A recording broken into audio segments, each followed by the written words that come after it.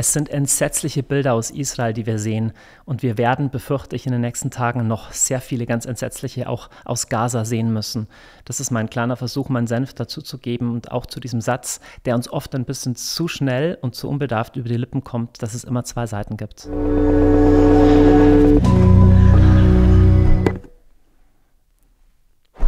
Also natürlich gibt es immer zwei Seiten, absolut alles im menschlichen Leben, jeder Krieg, jede Geschichte hat immer zwei Seiten, das rechtfertigt aber nichts.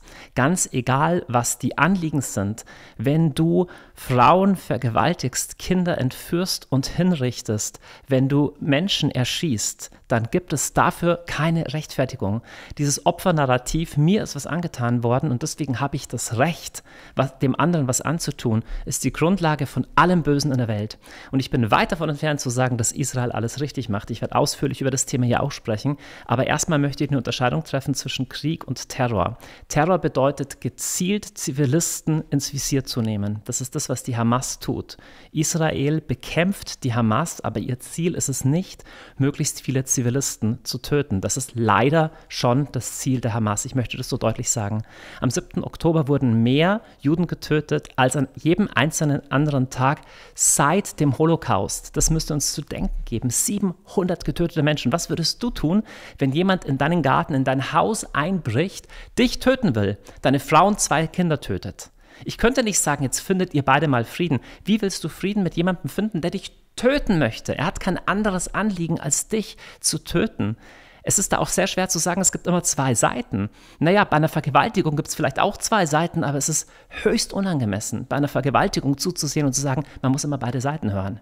Nun, ich versuche an diesem Video beide Seiten zu hören, aber ich möchte klar machen, dass Israel ein Recht hat, sich gegen diese Terrorangriffe zu verteidigen, denn es ist Terror, es ist kein Krieg. Es wurden hier nicht Soldaten und Truppen und Kasernen angegriffen mit gezielten Artillerieschlägen oder sowas, sondern es ging darum, Menschen zu töten, in einem Musikfestival einzudringen und 250 junge Menschen zu erschießen, hat nichts mit Krieg zu tun, hat nichts mit Humanitärem zu tun. Es ist nicht zu rechtfertigen. Mein Herz bricht darüber, dass letztendlich die palästinensische Bevölkerung die sein wird, die dafür den größten Zoll zahlen wird, durch die Hände der Hamas. Doch dazu noch später mehr. Ich bin nicht ein absoluter Israel- und Nahostexperte. Ich gebe jetzt einfach nur meinen Senf zu, meine Meinung. Du darfst gerne eine andere Meinung haben. Das Einzige, was ich sagen kann, ist, dass ich sehr oft in diesen Ländern schon war. Ich habe eine Zeit lang in Israel gelebt. Ich war oft dort, habe Hebräisch gelernt. Ich war oft in arabischen Ländern. Ich war in der Westbank mehrfach. Ich war im Libanon, ich war in Syrien, ich war in Ägypten, ich war in der Türkei. Sehr viele, die hier bei uns wortreich ihre Meinung äußern, waren selbst noch nie in diesem Land. Deswegen, ich kenne das Leid auf beiden Seiten. Ich war in Beirut wenige Tage, nachdem Israel Beirut bombardiert hatte, vor vielen Jahren schon.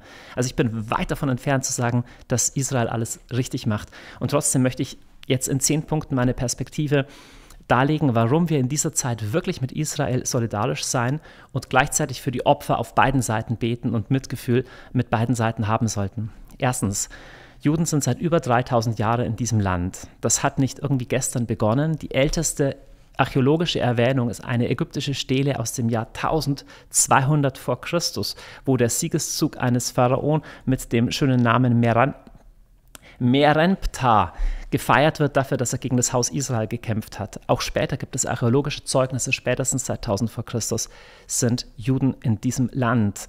Nachher erobern die Römer dieses Land und vertreiben viele Juden und versuchen, das kulturelle Gedächtnis auszulöschen nach dem Bar-Kochba-Aufstand im 2. Jahrhundert nach Christus und ändern deswegen auch den Namen dieses Landes. Das heißt vorher immer Königreich Judäa zum Beispiel und das Nordreich Israel. Und sie ändern den Namen in Palästina nach den Feinden Israels, nämlich den Philistern, um jüdisches Erbe sozusagen ganz bewusst zu schmähen. Im Jahr 637 fällt Israel in muslimische Hand. Es ist dann Arabisch die herrschende Sprache dort. Gleichwohl bleiben zu aller Zeit Juden im Land. Die etwa 100 Jahre Herrschaft der Kreuzfahrer im Hochmittelalter werden dann wieder abgelöst von weiteren muslimischen Herrschern. Schließlich fällt das ganze Land an die Osmanen, also an die Türken. Und aus der Hand der Osmanen übernehmen die Engländer nach dem Ersten Weltkrieg im Jahr 1917 das Mandat. Und die Engländer versprechen den sich jetzt politisch organisierenden europäischen Juden, den sogenannten Zionisten, dass es eine Heimstätte für sie im Land Israel geben soll, nachdem weder Russland, weder Polen noch Deutschland ihnen Sicherheit vor Pogromen bietet. So strömen immer mehr Juden in dieses Land. Wir sprechen in dem Moment bei dem Palästina-Mandat von dem ganzen Jordanien und dem ganzen, was das heutige Land Israel ist. Ein großer Landkörper. Und die Idee war, dass die Palästinenser einen Staat bekommen, nämlich Jordanien, und dass die Juden einen Staat bekommen, nämlich Israel. Es gibt dort in den 20er Jahren schon viele Auseinandersetzungen und Widerstand, tatsächlich hauptsächlich von der palästinensischen Bevölkerung, die sich formiert, je mehr Juden ins Land strömen, dieses Land aber auch urbar machen. Ende der 30er Jahre übernimmt die Herrschaft oder sozusagen die Leitung des Kampfes gegen die ankommenden Juden der Großmufti von Jerusalem, Husseini, der ein enger Vertrauter von Adolf Hitler war, auch in Berlin hofiert wurde und ein glühender Antisemit ist. Mittlerweile haben sich die politischen Lager so hin verändert, dass klar ist, dass die Juden nur noch einen Teil des ihnen ursprünglich zugesagten Landes bekommen. Und im Teilungsplan von 1947 von der neu gegründeten UNO sieht es eben vor, dass Israel nur noch einen Teil von diesem Land bekommt.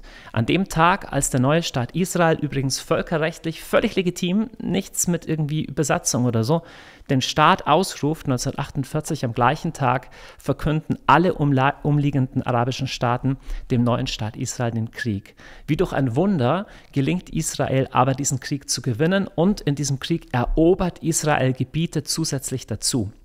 In diesen Gebieten kommt es zur Vertreibung, zur ethnischen Säuberung an der palästinensischen Bevölkerung. Da passieren schlimme Sachen, auch Massaker, allerdings auf beiden Seiten, und gleichzeitig werden Hunderttausende von Juden aus den ganzen arabischen Staaten vertrieben. Sie verlieren ihr Haus und Eigentum, müssen fliehen, aber auch Palästinenser müssen fliehen, und das sind schlimme Dinge passiert, an die bis heute erinnert wird.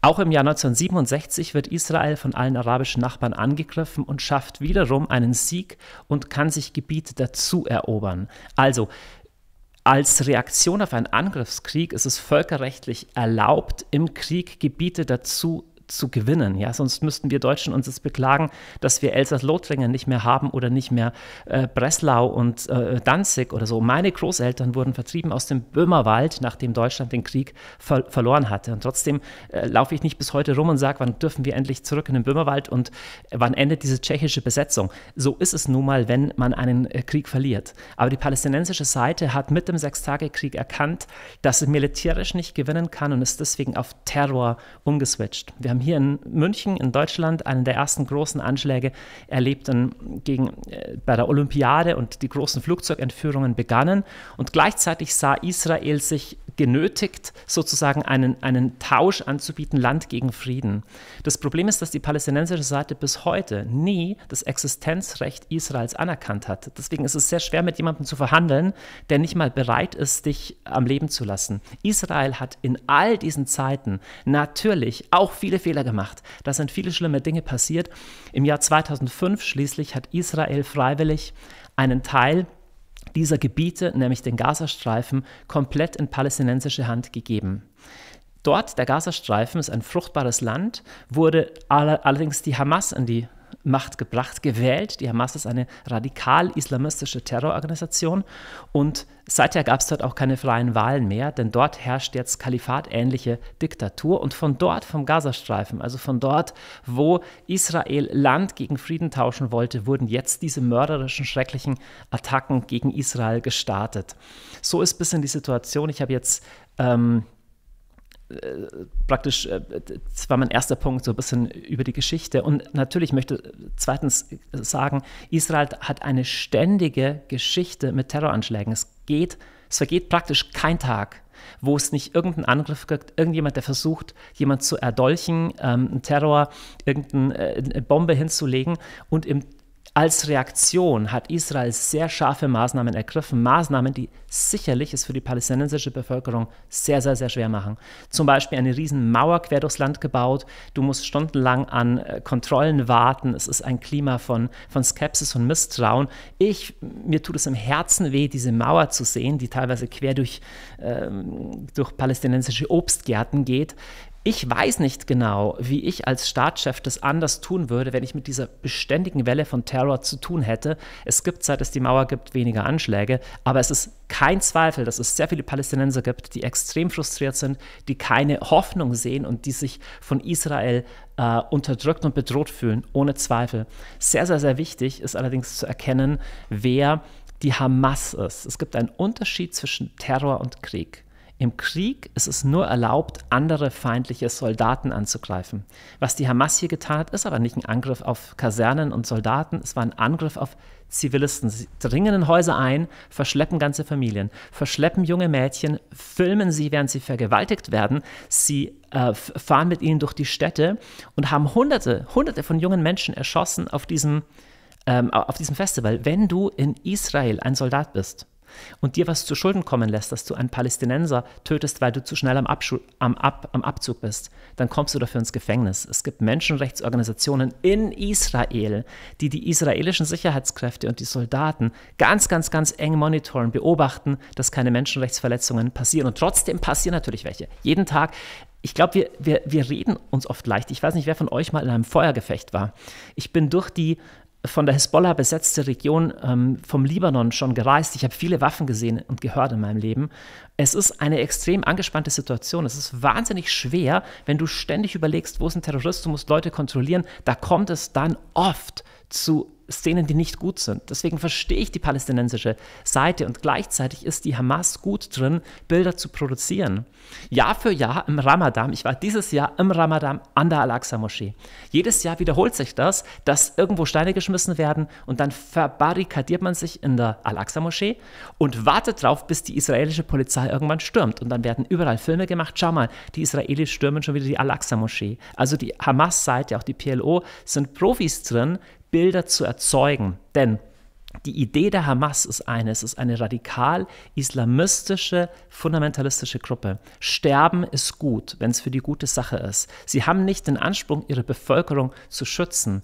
Israel schützt die Bevölkerung, versucht, zivile Opfer zu vermeiden. Aber natürlich geht Israel mit großer Härte gegen Terroristen vor. Und es bedeutet, dass während diesen Antiterror-Einsätzen unschuldige Zivilisten sterben. Und es werden jetzt in diesen Offensiven gegen Gaza schrecklich viele unschuldige Zivilisten sterben, aber auch deswegen, weil die Hamas ganz bewusst menschliche Schutzschilde verwendet. Das war schon 2014 so. Es werden Raketen gelagert in Kindergärten. Es werden Kontrollposten der Hamas in Krankenhäuser verlegt, damit dann, wenn Israel eines dieser Ziele beschießt, die ganze Welt sehen kann, schau mal, was macht Israel.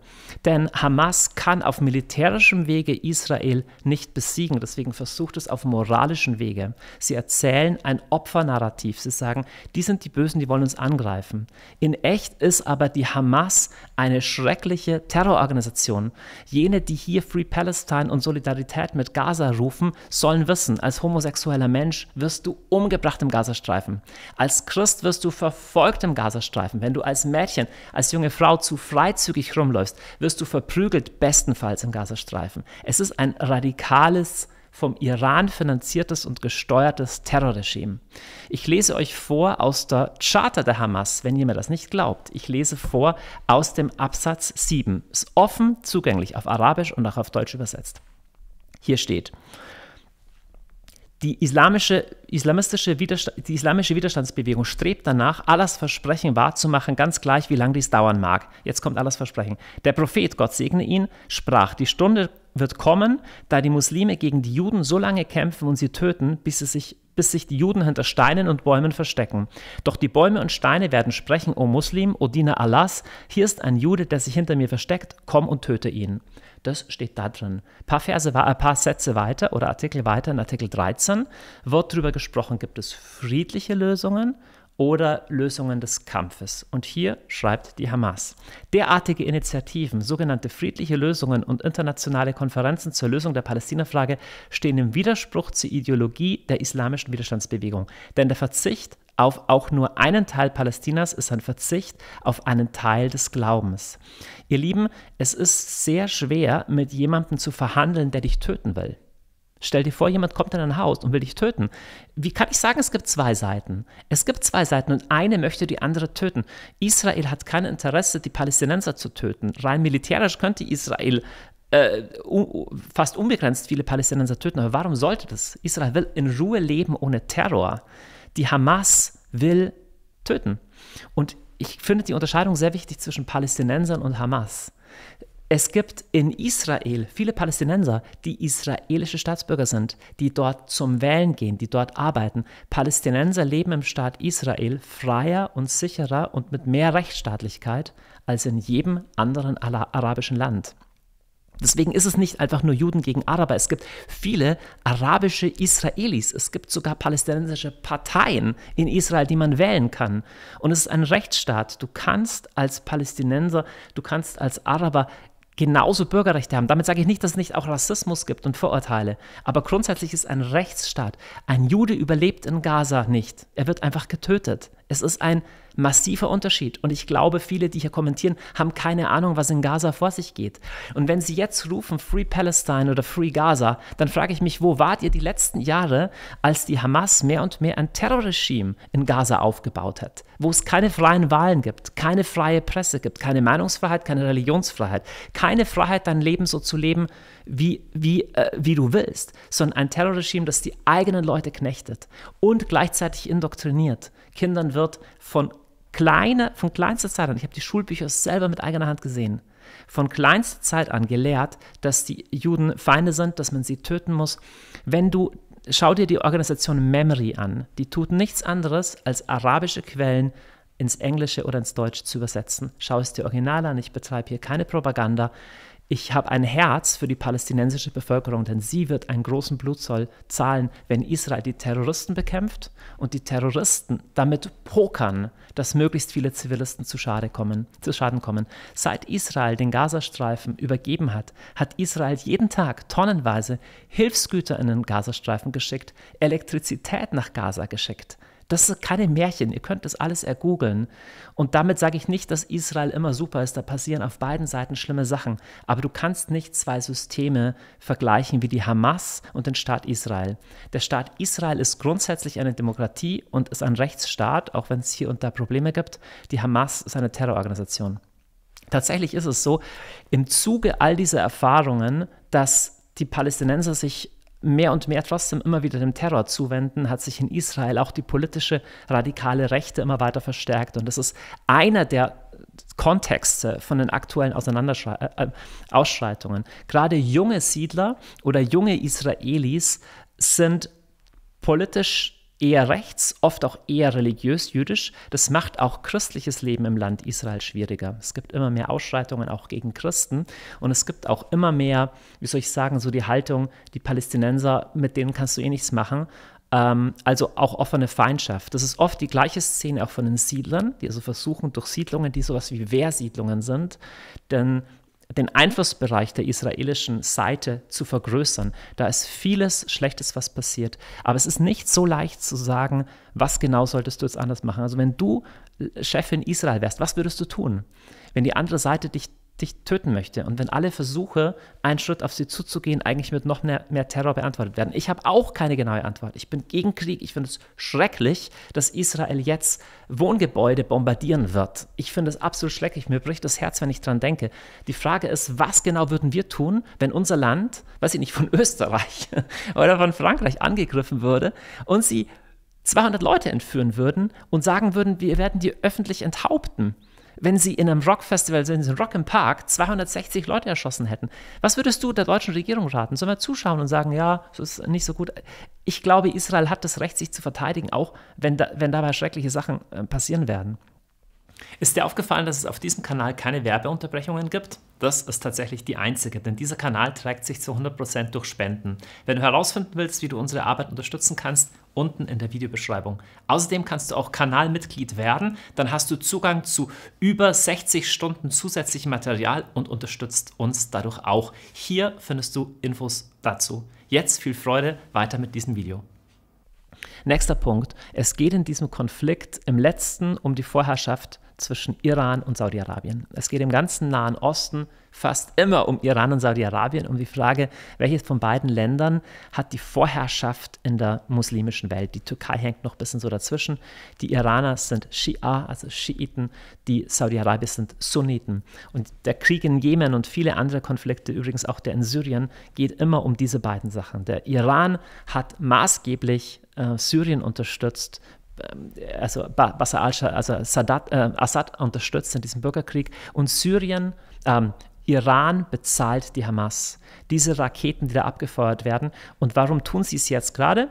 Weil Israel im Begriffe ist, sich mit Saudi-Arabien auszusöhnen. Es gibt eigentlich die letzten Jahre sehr positive Entwicklungen, dass es Friedensschlüsse zwischen Israel und arabischen Nachbarn gibt. Und der Iran möchte da dazwischen gehen, um die eigene Vorherrschaft in der Region zu sichern. Das ist der Grund. Das absolut Entsetzliche und Tragische ist, dass wir, Frank-Walter Steinmeier, unsere deutsche Politik, den Iran seit Jahren hofiert. Wir reisen zu den Mullahs und verneigen uns und waren für den Iran-Deal, durch den Iran Geld machen kann, dass es in Terror steckt und mit der Absicht, tatsächlich Atomwaffen früher oder später zu bauen. Es ist das erklärte Ziel des Staates Iran, Israel auszulöschen. Das ist kein offenes, das ist so, und es ist erschreckend, wie blind deutsche Außenpolitik hier seit vielen Jahren ist.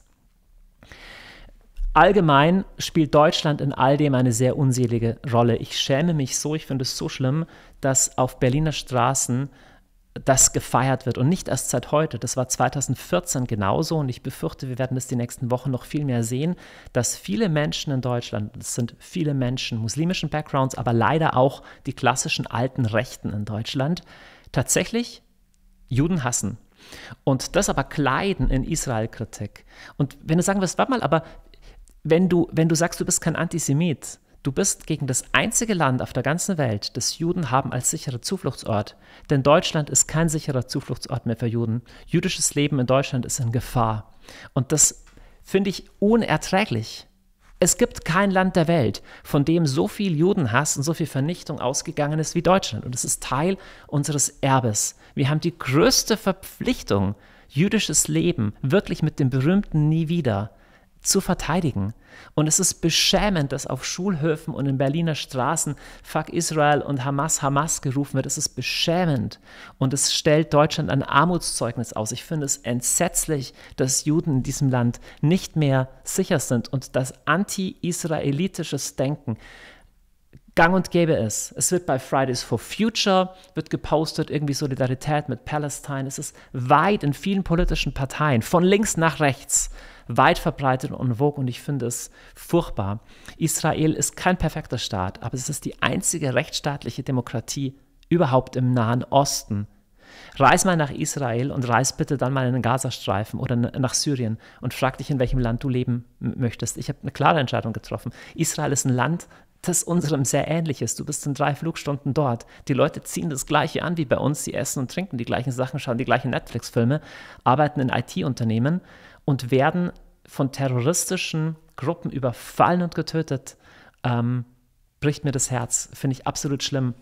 Ich möchte jetzt am Ende ein bisschen einen religiösen, theologischen Ausblick für die von euch, die das noch interessiert, bieten. Und was mich wirklich umtreibt und wo ich meinen Kopf nicht wirklich rumkriege, ist, warum gibt es Antisemitismus? Warum gibt es ihn quer durch die Jahrhunderte? Übrigens auch christlichen Antisemitismus gab es quer durch die Jahrhunderte, und es ist schrecklich. Es ist während den Kreuzzügen passiert, es ist bei Martin Luther passiert. Viele deutsche Christen waren im Dritten Reich auf diesem Auge blind. Allem voran der entsetzliche Ausbruch von Antisemitismus im Dritten Reich. Wir sind ja heute sehr aufgeklärt, und die meisten Leute glauben nicht an Gott und erst recht nicht an Himmel und Hölle oder Tod und Teufel und Engel und Dämonen. Aber wenn es etwas Dämonisches in der Welt gibt, dann ist es Antisemitismus. Damit sage ich nicht, dass die Menschen da entschuldigt sind, wenn man sagt, weiß ich nicht, sowas wie teuflisch, sondern was ich damit sage, ist, es ist wie eine Macht, die irrational ist. Warum hat Hitler in einer Zeit, wo sein Krieg fast schon verloren war, noch alle Mittel gebündelt, um möglichst viele wehrlose Juden zu vergasen? Das ergibt nichts Sinn. Es ist eine kranke, perverse Infizierung des Denkens, die leider weit verbreitet ist. Auch heute bei uns. Manchmal, wenn man mit Menschen diskutiert, die werden irrational, wenn es um Israel geht.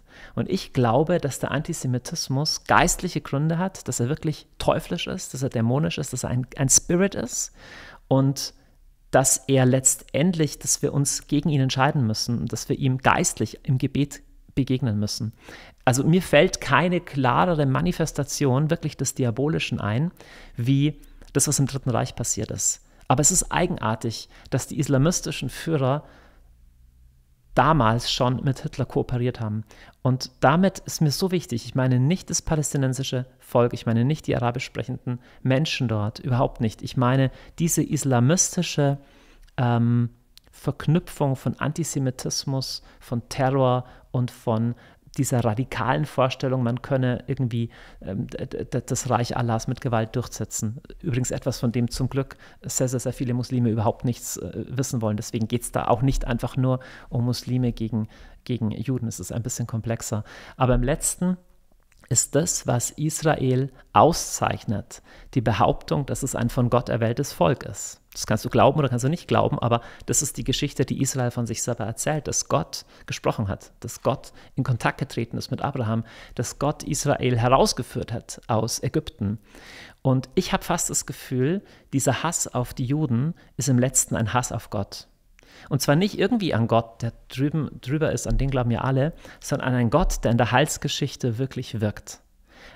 So ein Gott, den man wegrationalisieren kann, ja, das ist eine herrschende Kraft in der Geschichte oder vielleicht wir bilden uns irgendwas ein, der kommt mir nicht zu nahe. Aber wenn das wirklich stimmen sollte, dass Gott Heilsgeschichte geschrieben hat, dass er mit einem Volk anfing, übrigens nicht, weil Israel besser ist als die anderen Länder, sondern er hat zu Abraham gesagt, ich will dich segnen, damit in dir alle Völker gesegnet sind. Gott will alle Völker segnen. Und aus diesem Volk Israel ist Jesus geboren, der gelebt hat in diesem gleichen Land. Christen verdanken ihre ganze Existenz den Juden, weil das Christentum eine Abspaltung von den Juden ist, wenn du so möchtest, oder auf jeden Fall aus dem Judentum hervorgegangen ist, die unsere älteren Geschwister im Glauben sind. Ich habe das Gefühl, dass dieser Antisemitismus im Letzten ein Hass auf Gott ist, ein Hass auf irgendwie, dass Gott in dieser Welt auftaucht und Heilsgeschichte schreibt und man möchte das tilgen. Das ist meine persönliche Deutung. Deswegen glaube ich, wir kämpfen nicht gegen Fleisch und Blut. Es geht auch nicht darum, die bösen Hamas-Leute und die guten Israelis. Wir müssen dahinter schauen. Tatsächlich ist die einzige Antwort, die wir aus einer Perspektive von Jesus haben, ist die der Feindesliebe. Und Jesus sagt, wir sollen beten für die Verfolger. Ich bin absolut bereit, die Hamas als System beim Namen zu nennen, für das, wer sie ist, und den Islamismus allgemein. Aber es geht nicht darum, die Menschen zu verteufeln. Und deswegen ist es absolut schrecklich, dass der israelische Verteidigungsminister am heutigen Tag gesagt hat, wir kämpfen hier nicht gegen Menschen, sondern gegen menschliche Tiere. Das ist das, was im Denken passiert, wenn wir den anderen zu Tieren machen, wenn wir ihnen die Menschenwürde nehmen. Das ist furchtbar. Und dieser Gedankenspirale müssen wir uns auch entziehen. Egal, wenn du jetzt auf der pro-palästinensischen Seite bist oder auf der eher pro-Hamas-Seite, du wirst Bilder sehen die nächsten Tage, die dich dazu bringen, Israel immer mehr zu hassen, weil diese Bilder werden im Krieg entstehen. Und pass auf, was mit deinem Denken passiert. Und wenn du eher von der Pro-Israel-Seite bist, pass auf, dass du nicht die palästinensische Seite dämonisierst. Denn es gibt dort Ideologie und Kräfte, die absolut übel sind. Aber Menschen bleiben Menschen.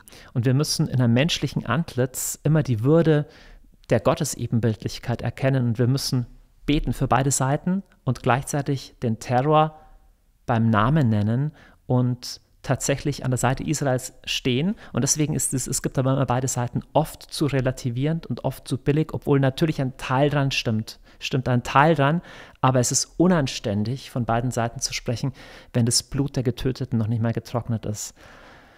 Lass uns beten um Frieden im Heiligen Land, beten für den Frieden Jerusalems, beten um eine Befreiung der Palästinenser von dieser tödlichen Ideologie und um Frieden und Stabilität im ganzen Nahen Osten. Danke euch.